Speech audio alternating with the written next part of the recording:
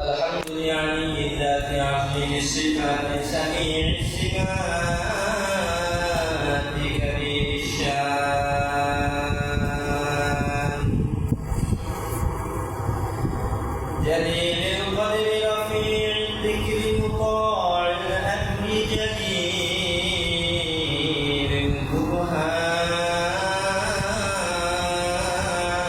البرهان فخير الاسم عزيز العلم وسيع الحلم كثير الغفران جميل الثناء جزيل العطاء يجيب الدعاء عميد الإحسان ونشهد أن لا إله إلا الله وحده لا شريك له لا ضد له ولا ند له ولا مثل له ولا مثال ونشهد أن سيدنا وسندنا وحبيبنا وطبيبنا وطبيب قلوبنا وأولانا ومولانا محمدا عبده ورسوله الذي أرسله الله تبارك وتعالى في كلامه المجيد وفي الفرقان الحميد أما بعد فأعوذ بالله من الشيطان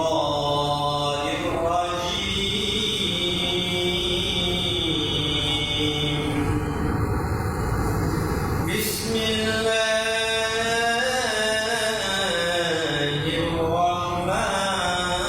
الرحمن الرحيم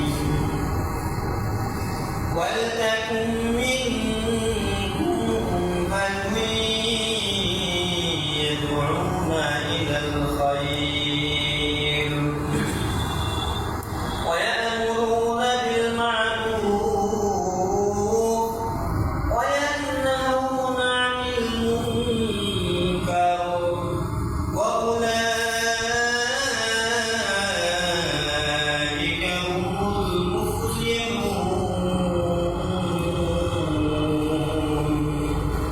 المفلحون وقال الله تعالى في موضع آخر التائبون العابدون الحامدون السائحون الراكعون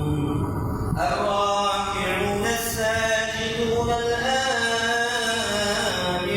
بالمعروف والناهون عن المنكر والحافظون لحدود الله وبشر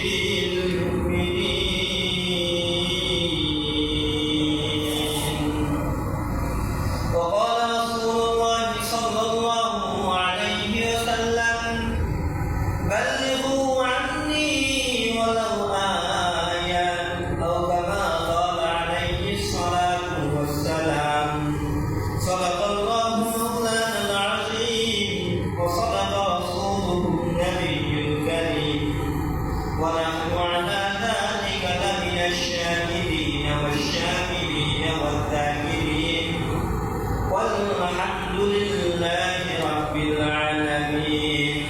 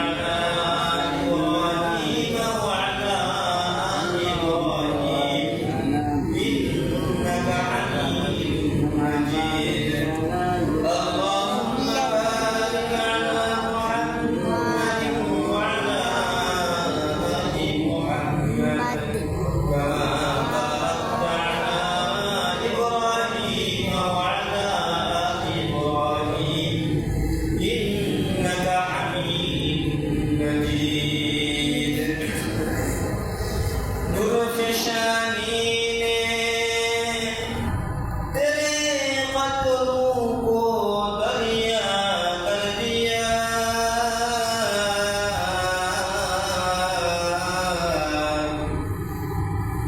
जुर्फ शानी ने तेरे कत्लों को दरिया कर दिया।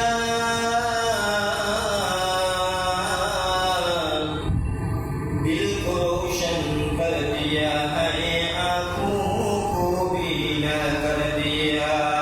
ला इलाहा इल्लल्लाह ला इलाहा इल्लल्लाह ला इलाहा इल्लल्लाह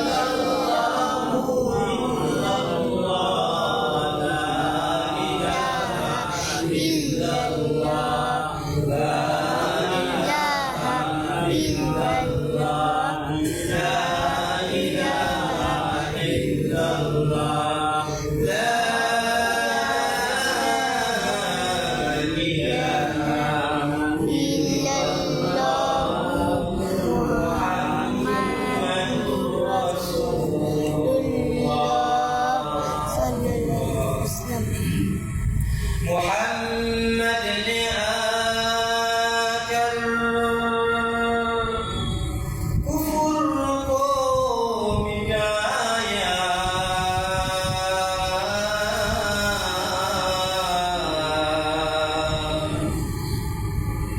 मोहम्मद ने आकर कुफ्र को मिटाया।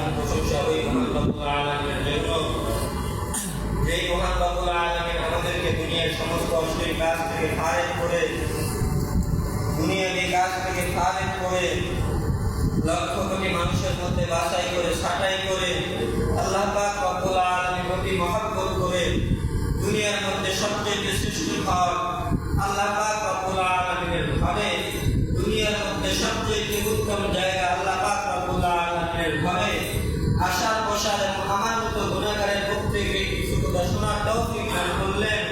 সেই মহান রব্বুল আলামিনের দরবারে সবাই মন খুলে, কান খুলে, এক আওয়াজে সকলেই বলে আলহামদুলিল্লাহ। আলহামদুলিল্লাহ। লক্ষ কোটি গুণ বলবো সালাত ওই মহামানবের প্রতি, যেনাকে সৃষ্টি না করলে আপনাকে আমাকে সৃষ্টি করা হইতো না, যার ওসিলা ছাড়া আপনি আমি কেউ কবর জগৎ পাড়ি দিতে পারবো না, যার সুপারিশ ছাড়া আপনি আমি কেউ জান্নাতে প্রবেশ করতে পারবো না, যেই নবীর সুপারিশ ব্যতীত আমরা হাসরের ময়দান থেকে এক ধাপ সামনে আগাইতে পারবো না, এক ধাপ পিছনে আগাইতে পারবো না। হাসরের ময়দানে যেই দিন সূর্যটা মানুষের মাথার অর্ধভাগ করে চলে আসবে, গুনাহগারগুলো ইয়া নাফসি বলে চিৎকার করতে থাকবে। শুধু তাই নয়, আম্বিয়া কিরাম হযরত আদম থেকে নিয়ে ঈসা আলাইহিস সালাতু ওয়াস সালাম পর্যন্ত আল্লাহ পাক রব্বুল আলামিন যতগুলো পয়গম্বর পাঠিয়েছেন, সমস্ত পয়গম্বরগণ নিজেকে বাঁচানোর জন্য ইয়া নাফসি বলে চিৎকার করতে থাকবে। ওই সময় মানুষগুলো খামের সাগরের মধ্যে হাবুডুবু খেতে থাকবে, গুনাহগারের মাথার মগজগুলো টাস টাস করে ফেটে যাবে, মাথার মারের ন্যায় ফুটতে থাকবে। মানুষগুলো বাঁচার জন্য চলে যাবে আদি পিতা হযরত আদম আলাইহিস সালাতু ওয়াস সালামের কাছে। দেখি তিনি তো আমাদের আদি পিতা, আমরা তো তার সন্তান, আমরা তো বনি আদম, দেখি তিনি আমাদের পিতা, তিনি আমাদেরকে বাঁচাইতে পারেন কিনা। বড় একটা আশা নিয়ে আদম আলাইহিস সালাতু ওয়াস সালামের কাছে চলে যাবে। যা দেখবেন তিনি সিজদায় পড়ে ইয়া নাফসি বলে কান্না করতেছেন, মালিক আপনি আমাকে বাঁচান, মালিক আপনি আমাকে বাঁচান। মানুষ নৈরাশ হয়ে ফিরে যাবে ইব্রাহিম খলিলুল্লাহ আলাইহিস সালাতু ওয়াস সালামের কাছে। চিন্তা করবেন তিনি তো আল্লাহর খলিল, তিনি তো আল্লাহর বন্ধু, দেখি তিনি আমাকে আমাদেরকে বাঁচাইতে পারেন কিনা। যাওয়ার পরে দেখবেন তিনিও নিজেকে বাঁচানোর জন্য ইয়া নাফসি বলে চিৎকার করতেছেন।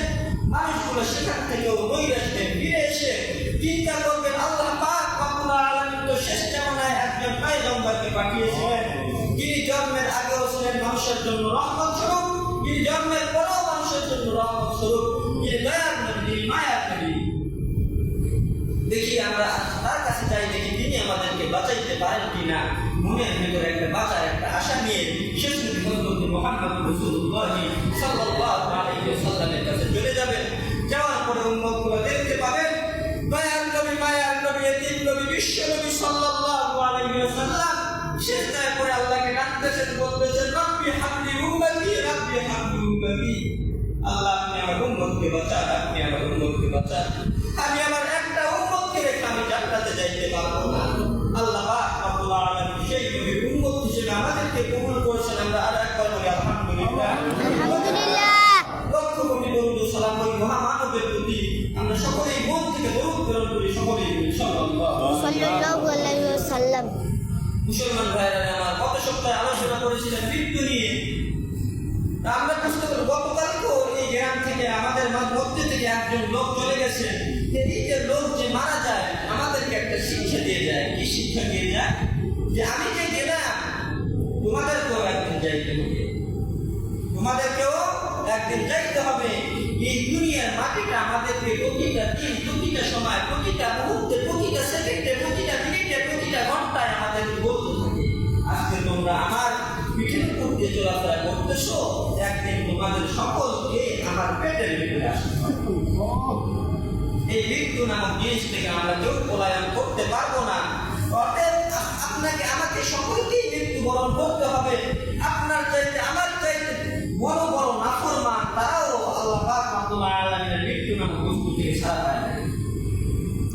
একজন কবি তার কবির ভাষায় বলতেছেন, ফার্সি ভাষায় বলতেছেন পূজা কারণ পূজা ফেরাউন পূজা নমরুদ সুদহামানি, পূজা কারণ পূজা ফেরাউন পূজা নমরুদ সুদহামানি, পূজা ঈসা পূজা মূসা পূজা তাসতে সুলাইমানি। নমরুদের মতো, কারণের মতো, ফেরাউনের মতো বড় বড় নাস্তিক পৃথিবীতে বসে, এরাও আল্লাহ পাকের মৃত্যু নামক বস্তু থেকে রেহাই পায় নাই। ঈসা আলাইহিস সালাতু ওয়াস সালাম রেহাই পায় নাই। সুলাইমান আলাইহিস সালাতু ওয়াস সালাম যিনি সব কিছু ভাষা বুঝতেন, যিনি বাতাসের ভাষা বুঝতেন, যিনি ছিলেন পুরা পৃথিবীর শাসক ছিলেন, সব কিছুই আছে, কিন্তু সুলাইমান আলাইহিস সালাতু ওয়াস সালাম নাই। কবি বলতেছেন সব কিছুই করে থাকবে কিন্তু আপনি আমি থাকবো না। আপনাকে আমাকে সকলকে অন্ধকার কবরে যেতে হবে। ওই অন্ধকার কবরে যাবার পূর্বে আল্লাহ পাক রব্বুল আলামিন আমাদের সকলকে এই অন্ধকার কবরের মাছ বসাইয়ে দিয়ে তারপরে অন্ধকার কবরে যাওয়ার তৌফিক দান করুন। আমিন। আমি খুতবার মধ্যে একটা আয়াত তেলাওয়াত করেছি। আল্লাহ পাক রব্বুল আলামিন বলতেছেন ওয়াতাকুম মিনকুম উম্মাতুন ইয়াদউনা ইলাল খায়র ওয়া ইয়া'মুরুনা বিল মা'রুফ ওয়া ইয়ানহাউনা 'আনিল মুনকার ওয়া উলাইকা হুমুল মুফলিহুন। সুবহানাল্লাহ।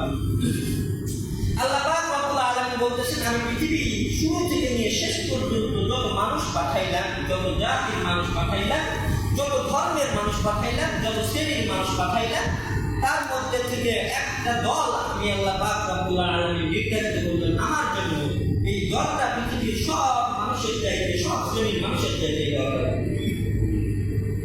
আল্লাহ পাক রব্বুল আলামিন সূরা আল ইমরানের 104 নম্বর আয়াতের মধ্যে রাখতে বলতেছেন ওয়াতাকুম মিনকুম উম্মাতুন ইয়াদউনা ইলাল খায়র, তোমাদের মধ্যে থেকে এমন একটা দল বের হোক, এমন একটা দল বের হোক, এই দলের মানুষগুলো অপর মানুষদেরকে আল্লাহ পাক রব্বুল আলামিনের দিকে আহ্বান করবে। যেই মানুষগুলো মানুষদেরকে কল্যাণের দিকে আহ্বান করবে। ওয়াতাকুম মিনকুম উম্মাতুন ইয়া'মুরু ওয়াতাকুম মিনকুম উম্মাতুন ইয়াদউনা ইলাল খায়র, তোমাদের মধ্যে থেকে একদল মানুষ বের হোক যারা মানুষদেরকে কল্যাণের পথে আহ্বান করবে। ওয়া ইয়া'মুরুনা বিল মা'রুফ, এবং মানুষদেরকে সৎ কাজের দিকে আদেশ করবে। ওয়া ইয়ানহাউনা 'আনিল মুনকার, এবং মানুষদেরকে অসৎ কাজ থেকে নিষেধ করবে। যদি কোনো এমন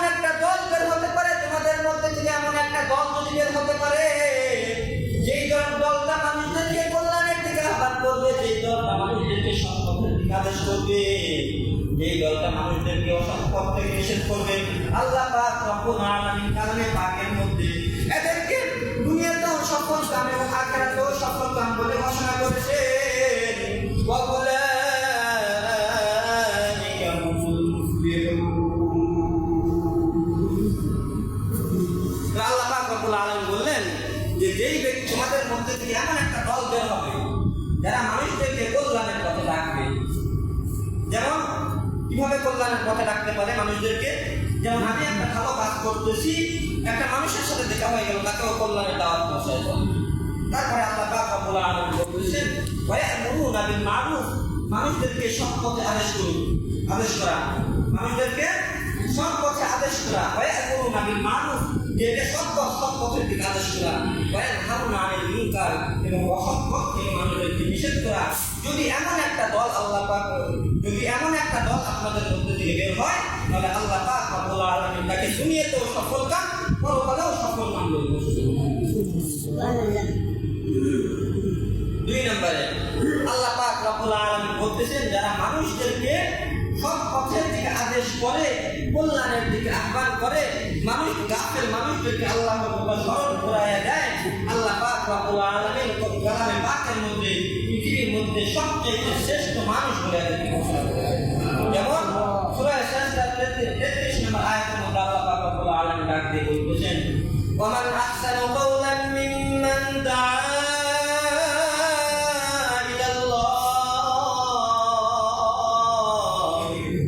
فليعمل عملا صالحا وقال إنني من المسلمين।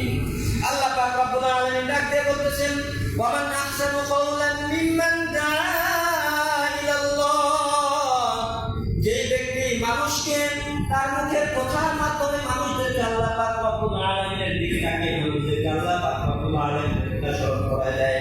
ওয়ামান আহসানু কাওলান মিম্মান দাআ ইলাল্লাহ,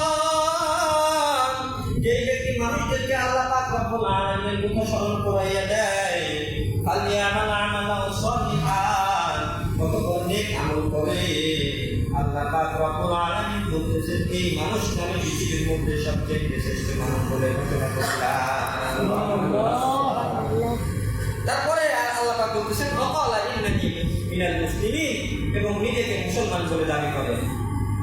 নিজেকে মুসলমান বলে দাবি করতে গেলে আল্লাহ পাক রব্বুল আলামিনের ভাষায় আমি যদি নিজেকে মুসলমান বলে পরিচয় দিতে চাই মানুষের সামনে, যে আমি মুসলমান এটা বলে যদি মানুষের সামনে পরিচয় দিতে চাই, তাহলে আল্লাহ পাক রব্বুল আলামিন কালামে পাকের মধ্যে বলতেছেন নিজেকে মুসলমান বলে পরিচয় দেওয়ার আগে অবশ্যই আপনাকে 2টা কাজ করতে হবে। 2টা কাজ যদি আপনি করতে পারেন তাহলে আপনি নিজেকে মুসলমান বলে দাবি করতে পারবেন। 2টা কাজ যদি আপনি না করতে পারেন তাহলে আপনি নিজেকে কখনো মুসলমান বলে দাবি করতে পারবেন না। 1 নম্বরে কি ওয়ামান আহসানু কাওলান মিম্মান দাআ ইলাল্লাহ, 1 নম্বর কাজ হবে আপনার আমার কাজ হবে যে মানুষদেরকে যারা আল্লাহ পাক রব্বুল আলামিনের থেকে গাফিল হয়ে গেছে, যারা আল্লাহ পাক রব্বুল আলামিনের রাস্তা থেকে সরে গেছে, যারা দ্বীনের লাইনে নাই, বেদিনে চলে গেছে, যারা ইসলামের পথে নাই, ইসলাম ছাড়া হয়ে গেছে, ইসলাম হীন হয়ে গেছে, এদেরকে দাওয়াত দেওয়া, মুখের মাধ্যমে, কথার মাধ্যমে এদেরকে দাওয়াত দেওয়া। আল্লাহ পাক বলতেছেন যে মুসলমান দাবি করতে গেলে 2টা কাজ করতে হবে। 1 নম্বরে মানুষদেরকে আমি আল্লাহ পাক রব্বুল আলামিনের দিকে আহ্বান করতে হবে। 2 নম্বরে ফালিয়ামাল আমালান সালিহা, মুসলমানদেরকে কি করতে হবে? মানুষদেরকে নিজে আল্লাহ পাক রব্বুল আলামিনের দিকে আহ্বান করার পরে ফালিয়ামাল আমালান সালিহা, নেক আমল করতে হবে। কি করতে হবে? নেক আমল করতে হবে। 1 নম্বরে আপনাকে কি করতে হবে? মানুষদেরকে আল্লাহর দিকে আহ্বান করতে হবে। 2 নম্বরে নেক আমল করতে হবে। এই 2টা যদি আপনি করতে পারেন তখনই আপনি নিজেকে মুসলমান বলে দাবি করতে পারবেন। আল্লাহ পাক রব্বুল আলামিন বলতেছেন ওয়াকালা ইন্নানি মিনাল মুসলিমিন, আপনি তখনই নিজেকে মুসলমান বলে দাবি করতে পারবেন। আপনার ভিতরে নামাজ নাই, রোজা নাই, হজ নাই, যাকাত নাই, কিচ্ছু নাই, আপনাকে যদি বলা হয় আপনি কোন ধর্মের লোক, আপনি নিজেকে মুসলমান বলে দাবি করেন, মুসলমান। হ্যাঁ, আপনি মুসলমান হইতে পারেন কিন্তু আল্লাহ পাক আপনাকে মুসলমান বলেন নাই। আপনি পিতৃ সমতুল্য মুসলমান হইতে পারেন, আপনি পৈতৃক সূত্রে আপনি মুসলমান হইতে পারেন, যে আপনাকে প্রশ্ন করা হচ্ছে আপনি কোন ধর্মের লোক, আপনি বলতেছেন আমি মুসলমান। কেমনে আপনি মুসলমান? আপনি তো নামাজও করেন না, আপনি হজও করেন না, আপনি যাকাতও দেন না, আপনি সব কোনো কাজ করেন না, অসৎ কাজ থেকে মানুষকে বিরত রাখেন না, আপনি কিভাবে মুসলমান? তখন আপনি দলিল দেন যে আমার দাদা ছিল মুসলমান, আমার বাবা ছিল মুসলমান, আমিও মুসলমান। আপনি পৈতৃক সূত্রে মুসলমান হইলেও আল্লাহ তাআলার কাছে আপনি মুসলমান। আল্লাহ তাআলার কাছে মুসলমান হইতে গেলে আপনাকে মানুষদেরকে আল্লাহর পথে ডাকতে হবে। 2 নম্বরে আপনাকে নেক কাজ করতে হবে। আর এই নেক কাজের মধ্যে সবচেয়ে উত্তম কাজ কি? আল্লাহ পাক রব্বুল আলামিন কালামে পাকের মধ্যে ডাক দিয়ে বলতেছেন। তার আগে একটা হাদিস শুনি। রাসূল কারীম সাল্লাল্লাহু আলাইহি ওয়াসাল্লাম হাদিসের মধ্যে বলেন, আবু হুরায়রা থেকে বর্ণিত, আবু হুরায়রা রাদিয়াল্লাহু তাআলা আনহু বলেন যে আল্লাহর পয়গম্বর আল্লাহ পাক রব্বুল আলামিন আমাদেরকে দুনিয়াতে পাঠাইলেন ইবাদত বন্দেগী এবং দাসত্ব করার জন্য। কিন্তু আমরা যে আল্লাহকে ইবাদত করব, আল্লাহ পাক আমাদের উপর যতগুলো হুকুম করেছেন, আদেশ করেছেন, যতগুলো ইবাদত করার কথা বলছেন, এর মধ্যে থেকে কোন আমল আল্লাহর কাছে সবচেয়ে বেশি পছন্দনীয়?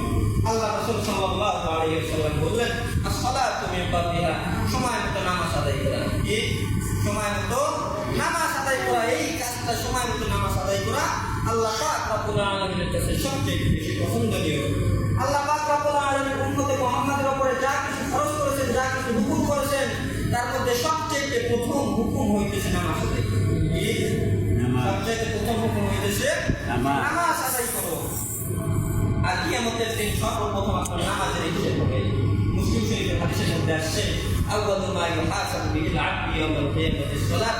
কিয়ামতের দিন আপনি যখন উঠবেন তখন আপনার যেগুলো হিসাব নিকেশ নেওয়া হবে, সর্বপ্রথম আপনার নামাজের হিসাব নেওয়া হবে।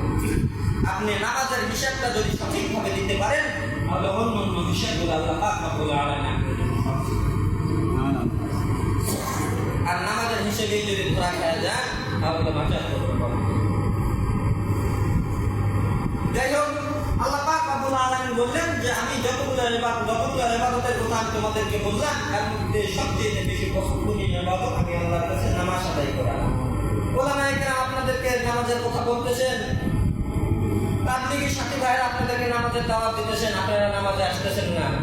হাশরের ময়দানে যখন আমি যখন আল্লাহ পাক রব্বুল আলামিন আমাদের সকলকে হাশরের ময়দানে যখন একত্রিত করবেন, যখন আল্লাহর বিচারের আদালতে যখন আমাদেরকে দণ্ডায়মান করবেন, দাঁড় করাইবেন, তখন আল্লাহ পাক আপনাকে আমাকে নামাজ সর্বপ্রথম যেটা জিজ্ঞেস করবেন যে তুমি কি নামাজ পড়ছো? তখন যারা বেনামাজি সেটা অজুহাত দিবে, মাথার জন্য অজুহাত দিবে। আল্লাহ, দুনিয়াতে আপনি আমাকে এত পরিমাণ সম্পদ দান করেছিলেন, যে সম্পদকে দেখাশোনা করতে গিয়ে আমি আপনার ইবাদত করার সময় নেই। আল্লাহ পাক রব্বুল আলামিনের সাথে সাথে পয়গম্বর ইব্রাহিম খলিলুল্লাহ আলাইহিস সালাতু ওয়াস সালামকে দাঁড় করাইয়া দিবেন। দাঁড় করাইয়া দিয়া ওই লোকটিকে বলবেন, এই যে এর আগে কি ছিল? ইনি হইতেছেন আমার পয়গম্বর ইব্রাহিম খলিল। আমি আল্লাহ পাক রব্বুল আলামিন পৃথিবীর শুরু থেকে নিয়ে শেষ পর্যন্ত যত মানুষ পাঠাইলাম, যত পয়গম্বর পাঠাইলাম, তার মধ্যে সবচেয়ে বেশি ধন সম্পদ দান করলাম আমার পয়গম্বর ইব্রাহিম খলিলকে। আমি আল্লাহ পাক রব্বুল আলামিন তাকে এত সম্পদ দেওয়া সত্ত্বেও সেগুলো আমি আল্লাহর শরণ থেকে গাফিল হইল না, আমি আল্লাহর ইবাদত থেকে গাফিল হইল না। তার থেকেও কি আমি আল্লাহর সম্পদ তোমাকে বেশি দিয়েছিলাম?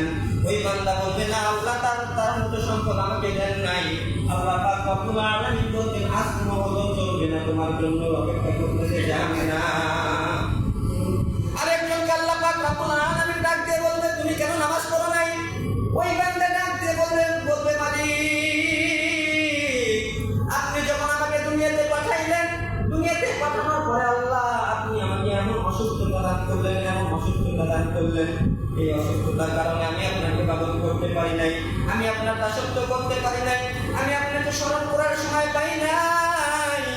আল্লাহ পাক রব্বুল আলামিন তার কথা শুনে সঙ্গে সঙ্গে পয়গম্বর আইয়ুব আলাইহিস সালাতু ওয়াস সালামকে আল্লাহ দাঁড় করাইয়ে দিবেন। আল্লাহ পাক রব্বুল আলামিন ওই ব্যক্তিকে ডাক দিয়ে বলবেন, আমি পৃথিবীতে যত পয়গম্বর পাঠাইলাম, যত মানুষ পাঠাইলাম, তার মধ্যে ইনি একজন পয়গম্বর, যার নাম আইয়ুব আলাইহিস সালাতু ওয়াস সালাম। আমি আমার পয়গম্বরকে এত পরিমাণ অসুস্থতা দান করেছিলাম, আমি আল্লাহ পাক রব্বুল আলামিন তার মাথা থেকে নিয়ে পা দিলাম। এই পোকাগুলো যখন তার শরীর থেকে যখন পড়ে যাইতো, সে পোকাগুলোকে উঠাইয়া তার নির্ধারিত স্থানে রেখে দিয়ে বলতো, আল্লাহ পাক রব্বুল আলামিন তার তোর রিজিকটা দিয়েছেন আমার শরীরে, তুই আমার শরীরে থাকবি করে কেন যাস? আল্লাহ পাক রব্বুল আলামিন ডাক দিয়ে বলবেন, আমি আমার পয়গম্বরকে এত বড় একটা রোগ দেওয়া সত্ত্বেও, এত বড় একটা অসুস্থতা দেওয়া সত্ত্বেও সে কোনোদিন আমি আল্লাহর স্মরণ থেকে গাফিল হইল না। আমি আল্লাহ পাক রব্বুল আলামিনের ইবাদত থেকে গাফিল হইল না। নিশ্চয় আমি আল্লাহ পাক রব্বুল আলামিন তার থেকে বড় কোনো অসুস্থতা তোমাকে দেই নাই। অতএব আজ কোনো ওজর চলবে না, যাও তোমার জন্য অপেক্ষা করতেছে জাহান্নাম। আল্লাহ পাক রব্বুল আলামিন আরেকটা ব্যক্তিকে ডাক দিয়ে বলবে, তুমি কেন নামাজ পড়ো নাই? ওই বান্দা ডাক দিয়ে বলবে, মালিক আপনি আমাকে দুনিয়াতে পাঠাইলেন, এমন গরিব করে পাঠাইলেন যে মানুষের বাসায় কাজ না করলে আমার পেটে খাবার যায় না। আমি মানুষের বাসায় কাজ না করা পর্যন্ত আমার স্ত্রীর পেটে খাবার যায় না, আমার সন্তানের পেটে খাবার যায় না। আমি আমার রিজিককে অন্বেষণ করতে গিয়ে আমি আপনার ইবাদত করতে পারি নাই। আল্লাহ পাক রব্বুল আলামিন ডাক দিয়ে বলবে, এই পৃথিবীতে যতগুলো পয়গম্বর পাঠাইলাম, যতগুলো মানুষ পাঠাইলাম, তার মধ্যে একজন পয়গম্বরকে পাঠাইছিলাম যার নাম মুহাম্মদ।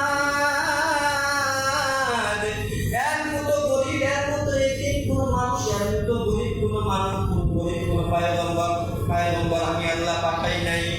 ওই মুহাম্মদ আমি আল্লাহর ইবাদত থেকে কোনোদিন গাফিল হয় নাই।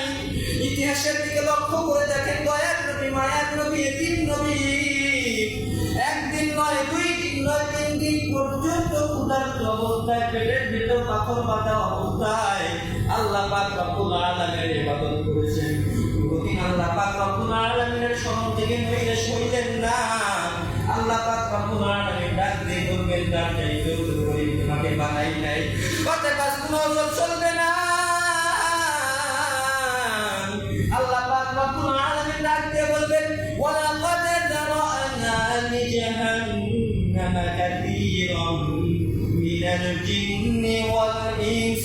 আমি আল্লাহ পাক রব্বুল আলামিন জাহান্নামকে নির্ধারণ করলাম অধিকাংশ মানুষ এবং অধিকাংশ জিন জাতির জন্য। সমস্ত মানুষ এবং সমস্ত জিন জাতি। আল্লাহ পাক রব্বুল আলামিন ডাক দিয়ে বলতেছেন, ওই সমস্ত মানুষের জন্য আমি আল্লাহ জাহান্নামকে নির্ধারণ করলাম। যেই সমস্ত মানুষকে আমি আল্লাহ পাক রব্বুল আলামিন অন্তর দিলেন বিবেচনা করার জন্য, যেই সমস্ত মানুষদেরকে আমি আল্লাহ অন্তর দিলাম বিবেচনা করার জন্য, তারা ভালো কোনো কাজের জন্য বিবেচনা করলো না, খারাপ কাজের জন্য বিবেচনা করলো, এই সমস্ত লোকের জন্য আমি আল্লাহ পাক রব্বুল আলামিন জাহান্নামকে নির্ধারণ করলাম। এরপরে আল্লাহ পাক রব্বুল আলামিন এরপরে বলতেছেন, আমি ওই সমস্ত লোকদের জন্য জাহান্নামকে নির্ধারণ করলাম যাদেরকে আমি আল্লাহ পাক রব্বুল আলামিন কান দিলাম শ্রবণ করার জন্য, কিন্তু তারা শ্রবণ করলো না। তার মানে সে শ্রবণ করছে কিন্তু ভালো কোনো জিনিস শ্রবণ করে নাই, খারাপ কোনো জিনিস শ্রবণ করছে। আল্লাহ পাকের কালামের কথা কখনো শ্রবণ করে নাই, দুনিয়ার গান বাজনা ইত্যাদি খারাপ কাজের কথা শ্রবণ করছে। ওই সমস্ত লোকদের জন্য আমি আল্লাহ পাক রব্বুল আলামিন জাহান্নামকে নির্ধারণ করলাম। এরপরে আল্লাহ পাক রব্বুল আলামিন বলতেছেন, আমি ওই সমস্ত লোকদের জন্য জাহান্নামকে নির্ধারণ করলাম যেই সমস্ত লোকদেরকে আমি আল্লাহ পাক রব্বুল আলামিন চোখ দিলাম, কিন্তু চোখ দ্বারা সে দেখলো না, দেখলো কিন্তু এমন জিনিস দেখলো না, যে জিনিসটা দেখলো সেই জিনিসটা ছিল মন্দ, ভালো কোনো জিনিস দেখলো না। আমি আল্লাহ পাক রব্বুল আলামিন ওই সমস্ত মানুষের জন্য জাহান্নাম বানাইলাম। শুধু তাই নয়, আল্লাহ পাক রব্বুল আলামিন ডাক দিয়ে বলতেছেন, যে সমস্ত মানুষকে অন্তর দেওয়া সত্ত্বেও বিবেচনা করলো না, কান দেওয়া সত্ত্বেও ভালো কোনো জিনিস শ্রবণ করলো না, চোখ দেওয়া সত্ত্বেও ভালো কোনো জিনিস দেখলো না, আল্লাহ পাক রব্বুল আলামিন বলতেছেন, উলাইকা কাল আনআম, এরা হইতেছে চতুষ্পদ জন্তুর ন্যায়। পরের অংশে আল্লাহ পাক রব্বুল আলামিন বলতেছেন, বাল হুম আদল, এদের চাইতেও নিকৃষ্ট।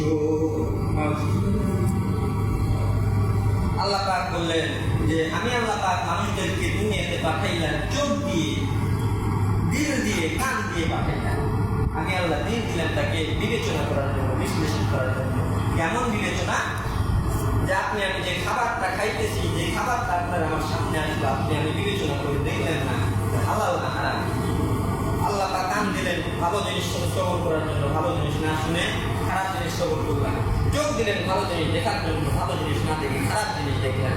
আল্লাহ পাক এদেরকে দুদুষ্ট পানির সাথে কি করেছেন ঘোষণা করেছেন, উলাইকা কাল আনআম, এরা হইতেছে দুদুষ্ট পানির ন্যায়। শুধু তাই নয়, বাল হুম আদল, এই দুদুষ্ট জন্তু যাইতে পারে না। আর এদের জন্য আমি আল্লাহ পাক রব্বুল আলামিন জাহান্নামে গেছি। কথা বলতে বলতে সময় শেষের দিকে আয়াত করছে, আয়াতের তাফসীর করার মতো সময় পাইলাম না। আল্লাহ পাক রব্বুল আলামিন যে কথাগুলো আমি গুনাহগারের মুখ থেকে বের করলেন, ভুল ত্রুটি ক্ষমা করে দিয়ে আমাদের সকলকে আমল করার তৌফিক দান করুন। সকলেই বলি আল্লাহুম্মা আমিন। ওয়া আখিরু দাওয়ানা আলহামদুলিল্লাহি রাব্বিল আলামিন। যারা সুন্নাত পড়েন নাই তারা সুন্নাত পড়েন।